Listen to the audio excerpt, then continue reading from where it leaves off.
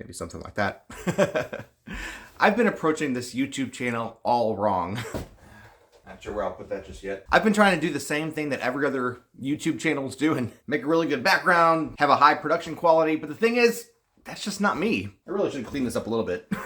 In short, I haven't taken my own advice. In one of my very first YouTube videos on this channel, I said, find what makes you unique. Put the you back in YouTube. If you're just doing the same thing that everybody else is doing, why would they subscribe to you? You gotta figure out what makes you different, lean into your strength, and do that. Maybe if I just move this box. There, kind of hides it a little bit. For myself, that means be an average guy. That's what I am. I'm an average guy. I shouldn't try to pretend to be bigger than I already am. I shouldn't try to do the same thing that others are doing. Let's see if this makes a difference. A little better, especially if I turn off this light. Turn it. Maybe something like that. Don't be someone you're not. Lean into your strengths. Be different from everything else that's out there. Add value to the conversation. These are very basic YouTube principles, and yet I've kind of ignored them lately. What if I turn those lights on back there? That's cool, right? Or is it too much?